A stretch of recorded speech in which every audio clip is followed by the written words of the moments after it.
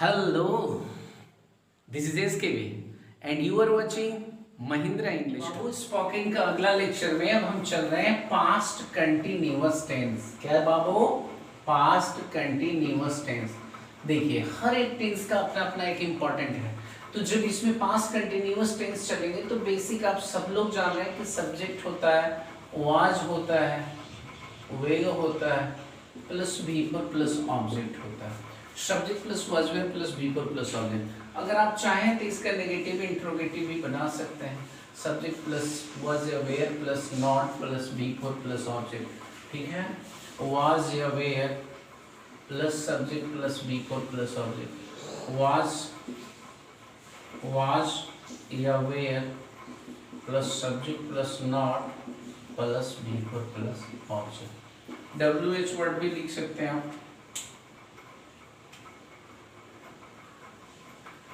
WH words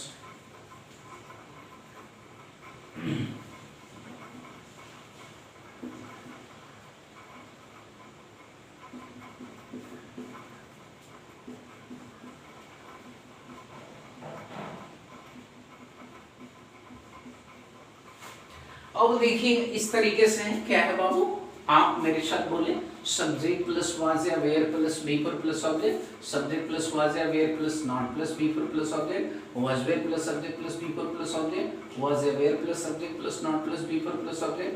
WH words plus was were plus subject plus B पर plus object.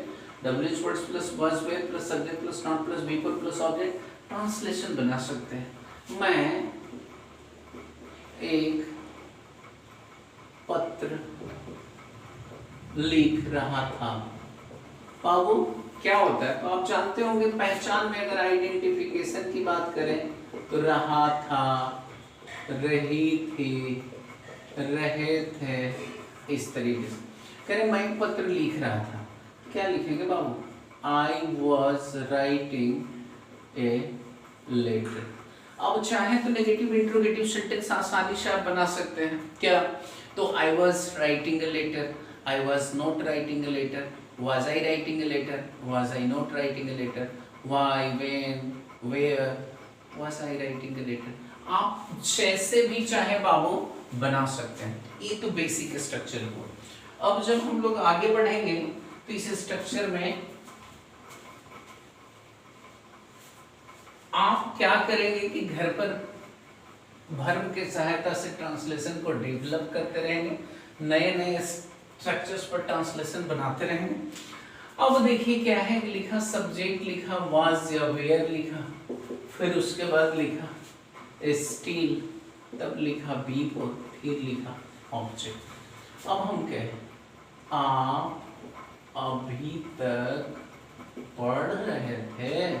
देखिए बाबू इसमें जब spoken आप चाह रहे हैं तो स्पोकन में आपको ये बहुत ही जरूरी है कि आप समझें हर एक ट्रांसलेशन को कि कैसे डेवलप करेंगे। जब तक आप ट्रांसलेशन डेवलप नहीं करेंगे तब तक आपको बोलना नहीं आएगा। मैंने सब बताया है कि ग्रामर भी जरूरी है, ट्रांसलेशन भी जरूरी। आप अभी तक पढ़ रहे थे यू वेयर स्टिल रीडिंग, आप ट्रांसलेशन को बना सकते हैं। ठीक है, अभी तक खा रहे थे, अभी तक सो रहे थे, अभी तक जाग रहे थे, इस तरीके से।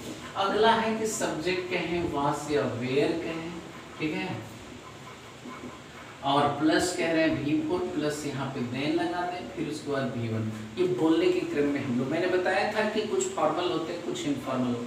आप पढ़ रहे थे तो पढ़िए। अब देखिए इस तरीके का है कि आप पढ़ रहे थे तो पढ़िए। तो लिखेंगे क्या?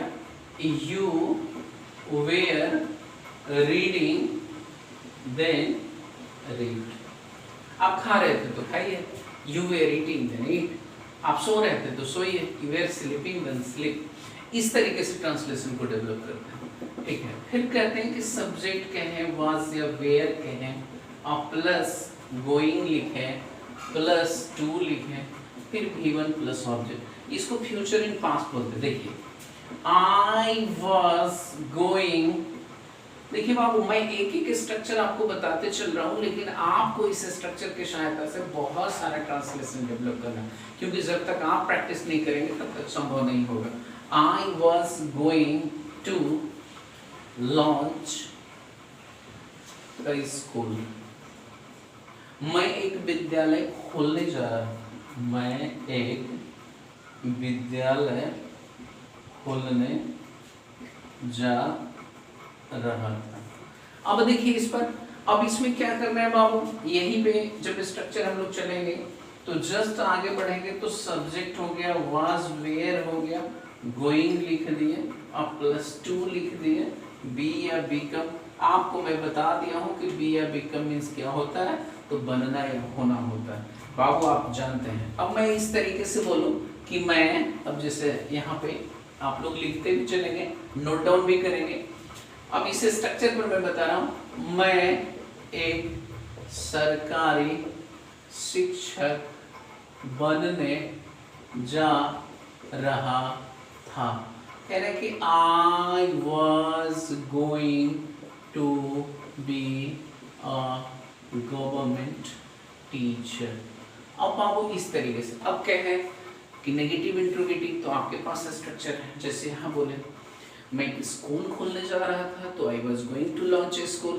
मैं एक स्कूल खोलने नहीं जा रहा था, तो I was not going to launch a school। आप जैसे भी, क्या मैं एक स्कूल खोलने जा रहा था, तो was I going to launch a school।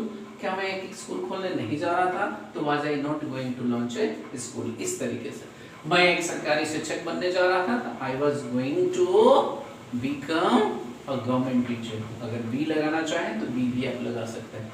अब बाबू एक चीज है, आप लोग नोट डाउन कर लीजिए, अगला स्ट्रक्चर मैं आपको बता रहा हूँ। तो इसमें मैंने बताया क्या कि पास्ट कंटिन्यूअस टेंस में सेंटेंस को कैसे डेवलप करते हैं उस चीज को। तो स्ट्रक्चर बाबू आप नोट डाउन करते चलेंगे और मैं भी आपको बताते चल रहा हूँ, कहीं कोई प्रॉब्लम नहीं होगी। अब चलिए देखिए इसमें क्या है कि मैंने लिखा सब्जेक्ट, फिर मैंने लिखा वॉज वेयर, फिर मैंने लिखा ट्राइंग, फिर मैंने लिखा 2 + B1 + ऑब्जेक्ट। क्या भाई, I was trying to speak English। मैं अंग्रेजी बोलने की कोशिश कर रहा था, मैं अंग्रेजी बोलने की कोशिश कर रहा था। अब आप इसमें कह सकते हैं कि मैं अंग्रेजी सीखने की कोशिश कर रहा था, वह दौड़ने की कोशिश कर रहा था, वह जो है बोलने की कोशिश कर रहा था, बहुत सारा। अब बनने के सेंस में इसी स्ट्रक्चर पर कर देंगे, सब्जेक्ट हो गया, वाज या वेयर हो गया, प्लस ट्राइंग हो गया, +2 हो गया, बी या बिकम लगा सकते हैं बाबू, आप प्लस नाउन या एडजेक्टिव। अब अगर हम मान लीजिए कि इस तरह के स्ट्रक्चर पर बना रहे हैं, कैसे बनेगा, जैसे कह रहे हैं I was trying to be the principal of government school। मैं सरकारी विद्यालय का एक प्रधानाचार्य बनने की कोशिश कर रहा हूं।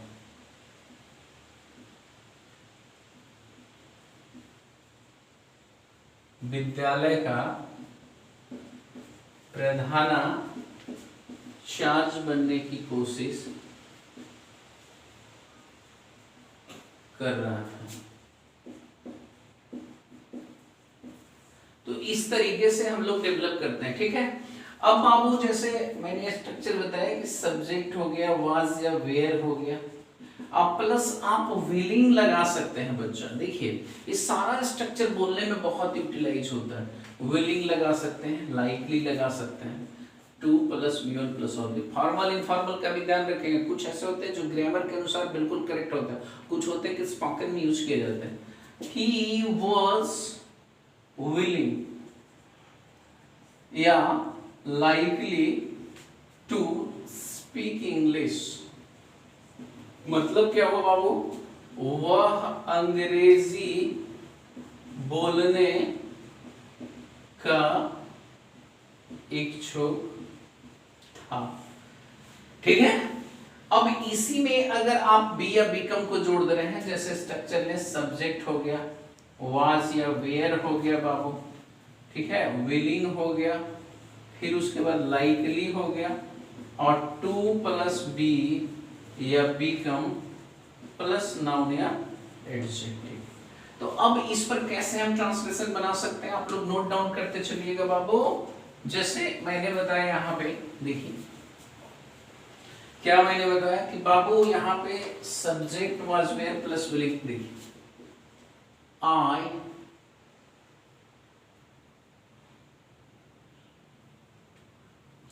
was willing to be a government teacher। मैं एक सरकारी शिक्षक बनने की इच्छुक था। I was willing to be a government teacher। मैं एक सरकारी शिक्षक बनने की इच्छुक था। अब आपकी मर्जी के अनुसार आप बोलिए कि मैं एक डॉक्टर बनने का इच्छुक था, एमएलए एमपी जो भी बनने के इच्छुक थे, सेंटेंस में जुड़ते थे। तो बाबू स्ट्रक्चर को नोट डाउन कर लीजिएगा, ठीक है ना, और इस पर जबरदस्त प्रैक्टिस कीजिएगा, तभी अंग्रेजी सीख पाइएगा। और हम इसीलिए आपको इतने सारे स्ट्रक्चर्स पढ़ा रहे हैं एक एक टेंस में, ठीक है ना बाबू। घर पे आप वर्ब के सहायता से जितना अधिक हो सके ट्रांसलेशन बनाइए, ठीक है ना। अब बाबू यहाँ पे चले, ठीक है, कि मैंने लिखा कि सब्जेक्ट होता है was या where होता है, ठीक है, फिर उसके बाद गेटिंग होता है, फिर उसके बाद क्या होता है बाबू, बिकमिंग होता है, और उसके बाद, ठीक है, कंपैरेटिव डिग्री इसको बोलते हैं CD, प्लस एंड होता है और प्लस कंपैरेटिव डिग्री होता है। ध्यान रखिए एक स्ट्रक्चर जो होता है बाबू, जस्ट इसका सिंपल वे में सब्जेक्ट प्लस वाज या वेयर और डायरेक्ट कह सकते हैं बिकमिंग, ठीक है, और प्लस नाउन या एडजेक्टिव, ठीक है। तो इसमें क्या होगा दोनों में देखिए, इसमें इंक्रीजिंग और डिक्रीजिंग ऑर्डर को बताता है, वह और, ठीक है, अधिक सुंदर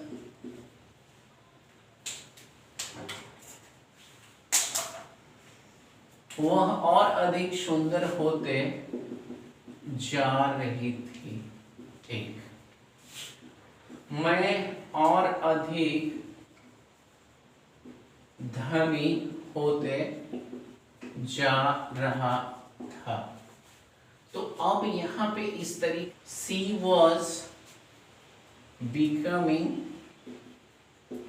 मोर एंड मोर ब्यूटीफुल, ठीक है बाबू। देखिए एक चीज और है, इसमें ध्यान दीजिएगा, गेटिंग और बिकमिंग दोनों का प्रयोग किया जा सकता है। मैं और अधिक धनी होते जा रहा था, तो I was getting richer and richer, क्योंकि कंपैरेटिव डिग्री लगा करके बनाना।